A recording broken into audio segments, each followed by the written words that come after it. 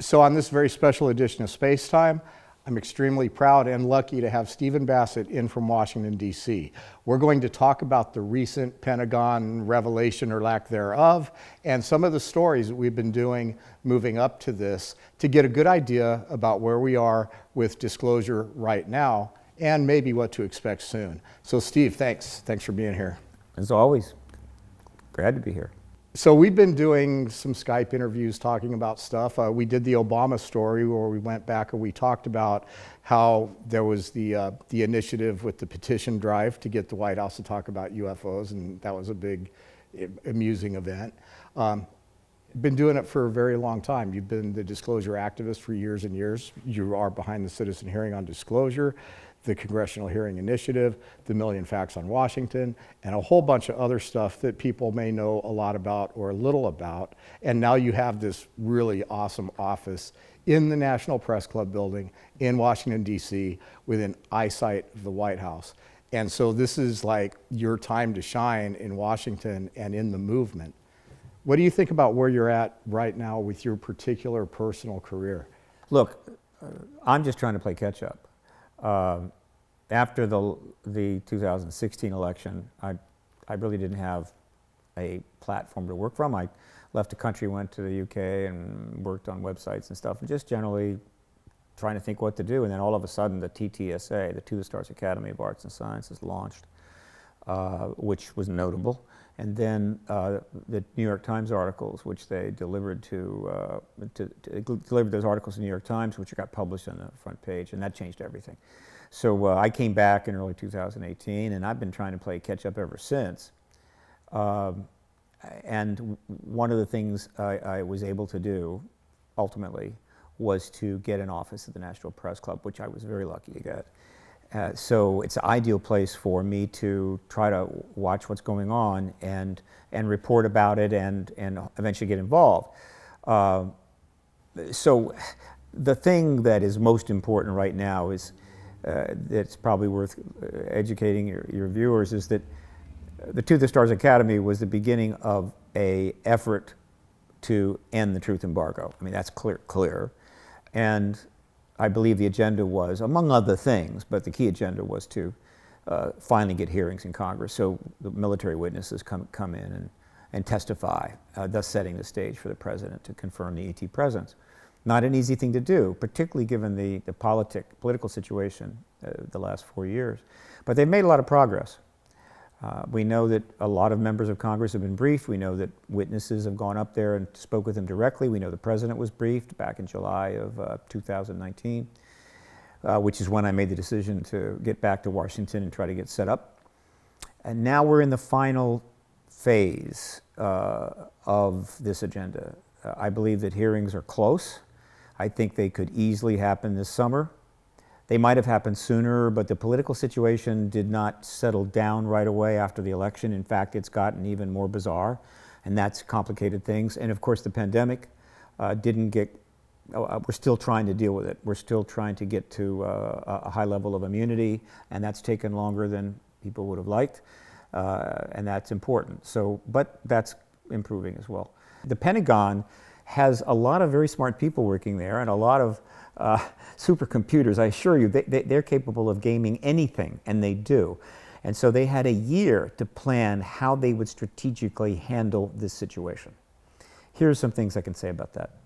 It's clear to me that the Department of Defense has thrown in the towel on the truth embargo, meaning we're not going to invest resources and time in maintaining this. We're going to yield to the historical process. That's point number one. Point number two, they made the decision that they would provide a classified report and an unclassified report as requested.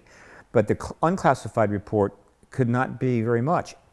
Most people don't understand. The Pentagon is not the entity that is going to reveal key, profound information on this issue. It's not their prerogative.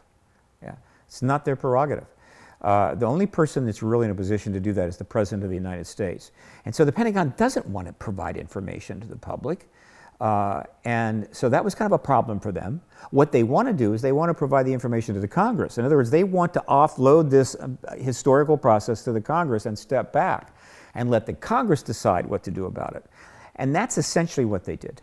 They provided a classified report to 4 important committees: Senate, House, Intel, and Armed Services. Possibly all of the members, that's about 60 members or so. But they provided it on the 16th of June, and there wasn't a lot of press coverage of that, except, yeah, they got the classified report. Wasn't much else they could do. It was classified.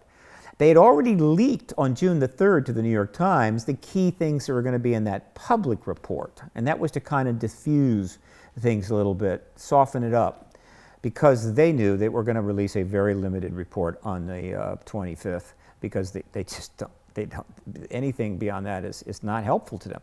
So it basically 6 pages, 2 appendices, and a cover, and it didn't have much in it, except a lot of DoD speak and acronyms. But it did have the 2 key things they leaked to the New York Times on June 30th. And that was one, that we're not seeing extraterrestrial evidence at this point, but what we are seeing is technology that we don't have. Now that's very significant. It's a simple logic. The U.S. has the best, highest level technology for warfare in the world. No other country is got better than us. And so consequently, if it isn't ours, well, I guess that doesn't leave a lot of options, does it? They haven't had the press on them. They haven't had the public on their case, because the public is focused on the public reports. So are you starting to see the strategy here? And so what is going to happen next? If we look at the verbatim wording that came as early as Samford in, I think it was 53, where he said that there are pilots reporting unusual craft capable of unusual characteristics. Then we go to Kehoe, who at the same press release said, yes, a lot of pilots are reporting this. The objects cannot do anything. Then Samford comes back and says, we can say that they are not technology that is ours. Sure. And then just shortly after that, he says about how important the Air Force considers this, how seriously they're taking it, Sure. and how they feel an obligation to investigate it. Now, this was 70 years ago. Right. Now, there is literally little changed about the narrative that they're floating today. They're saying the same thing, literally. So why is this different, and why should we have hope? Here's why. Again, viewing it strategically. This agenda, but I'm not saying it they seems won't. like it got walked back 100 years. TTSA, it looked like, oh yeah, we're going to get somewhere in this. But the official version of what is being said is not much different than what was said 70 years ago. I'm going to answer your question. I'm going to Okay. answer your question. Trust me. I know what you're looking for. I know what you want. Look, the agenda was to get hearings. That's why it was launched, and that's where it's going. It's taken a lot longer because the political situation didn't go the way they expected it to go. So instead of about a 5-month project, which would have ended up in disclosure, it's turned into a 4-year project, all right? But one of the aspects of this agenda, in order to make it work, in other words, get to hearings, is that essentially to everything that had happened prior to 2017 was just put aside. It was like put into a box. It's like the whole story was invented and came to life. Well, then. it's not so much that they invented it. It's just They that are literally just erasing history it's not, in this current narrative. no. You're looking at it the wrong way. They had to put that aside, not erase it, just not deal with it. And the reason they had to do that is that in order to get hearings, they needed to get some things going. They needed to build some momentum. They needed to get the New York Times in. They needed to eventually get the attention of Congress and so forth. And trying to shove the entire history of this phenomena and everything that's happened and all the research and government statements and everything going back to SEP 47 and trying to shove that through the door, no, it's not going to work. So you start basically fresh. It's like a restart, okay? Therefore, the focus from the beginning was on very specific cases.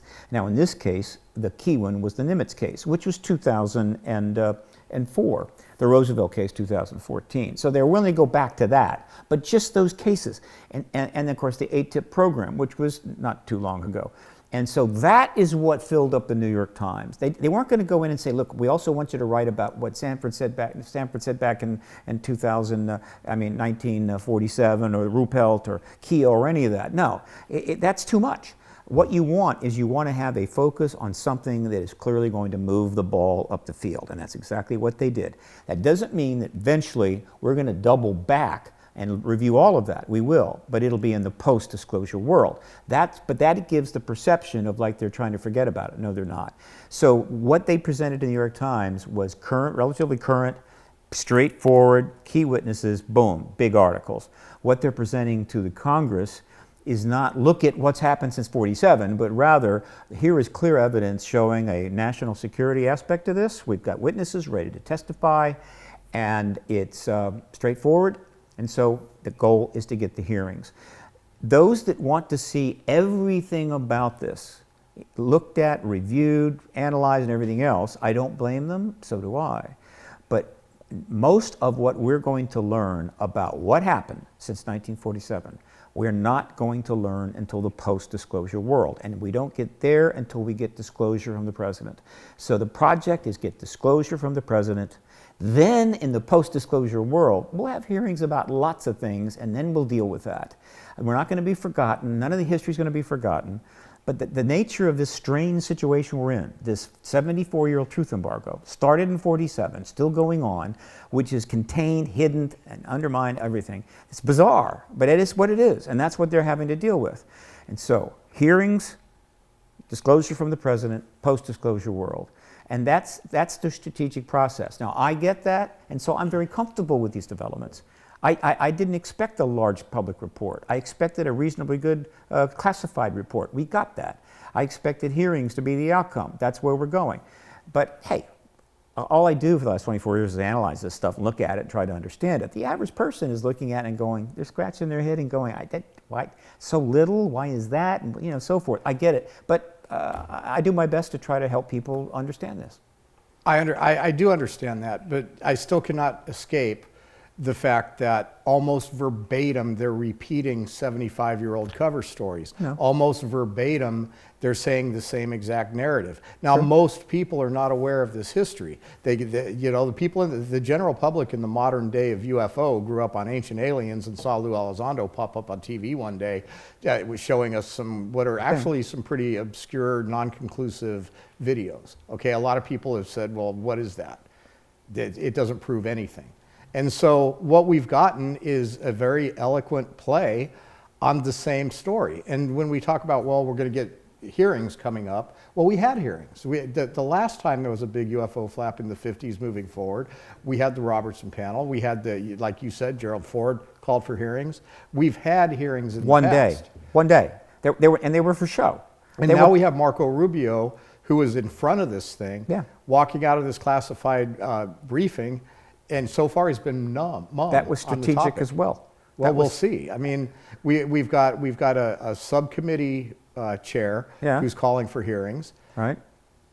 Look, there is dynamics to this. There is no groundswell of momentum that is going to go extraordinarily to push this forward. I totally disagree. Since the TTSA was launched, I have logged in links to 1,000 articles about it and about the developments that have come from it and the statements by people and government and agencies and everything else. That's just 1,000 articles. I assure you, this is a lull before the storm.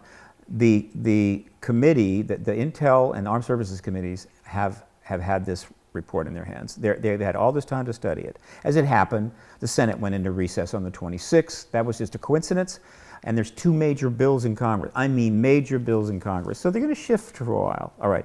But this is not just a retelling of 1947 to 53. Here's why. Well, it's not so much a retelling, I think. Well, it's not the same. It's the same playbook. Here's what's different. Okay? I mean, they didn't even hire a new writer. Look, first of all, they delivered to the New York Times 3 gun camera clips of UAP intercepts by Navy planes. The first time in human history that has ever happened. It's never happened. They didn't do that back in 1948 or 49 or 50. We are in a global civilization, massive interconnection, social media network, and they produced extraordinary evidence that the New York Times took seriously. Once those 2 articles were published, we were in another place altogether.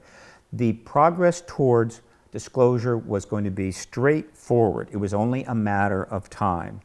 So, the next step is hearings, all right?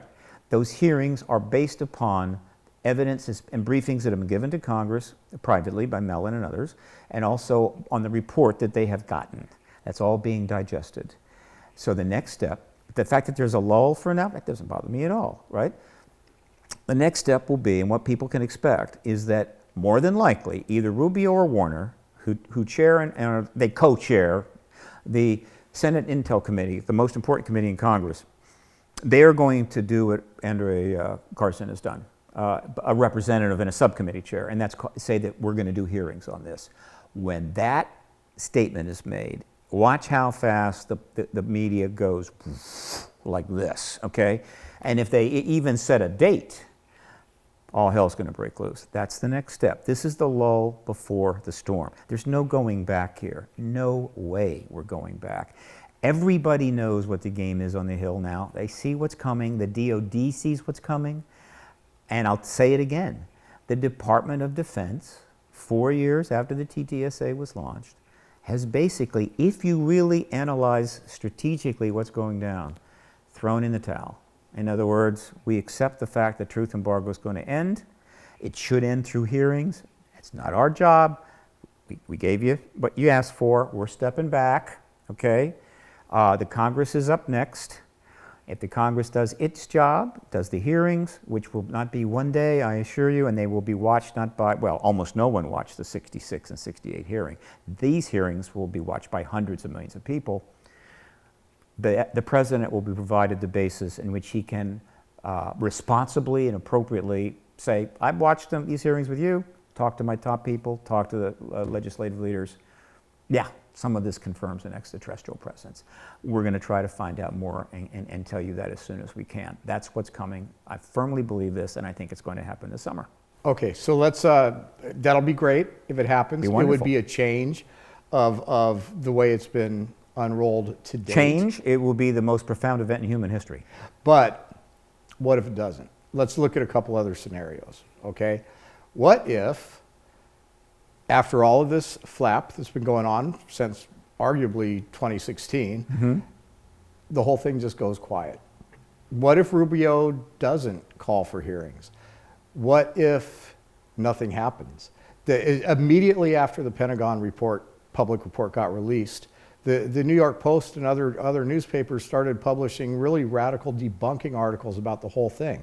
There's been no press really about the UFO subject of any significance since the report dropped. Nothing like it was before. Not much. It's dropped off substantially. Okay. I follow it all. There is a possibility that there is a general consensus that, okay, you know, we moved the ball down, that we're not ruling out aliens. It's as far as we're willing to go.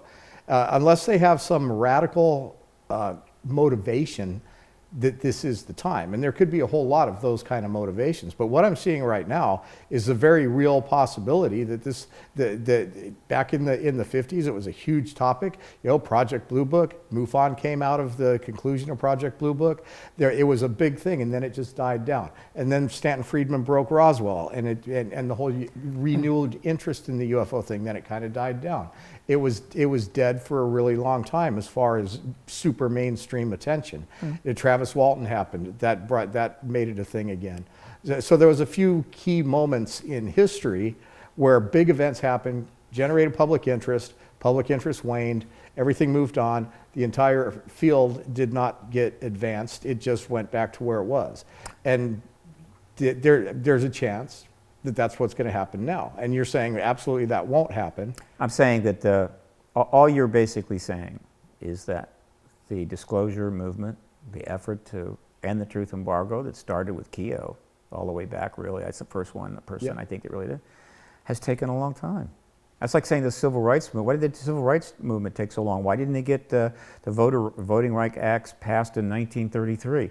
That's because the past is not prologue. All right? So here's my question. When we did the citizen hearing on disclosure, the punch phrase for that was, the Congress or the government won't do its job, the people will. Are you prepared in any way to state that again and push for these congressional hearings to happen and to assert that if these guys don't get on it, it's time for another big citizen push and call for that?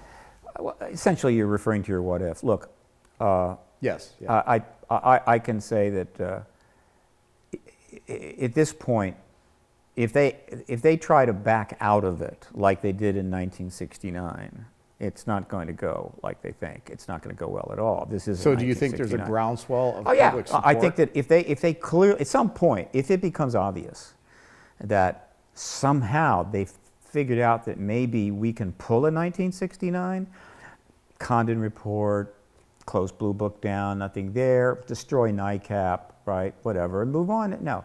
Oh, no. The internet, I'm sure, is more than capable of making their life miserable. They will be under a blitzkrieg of pressure from all sides.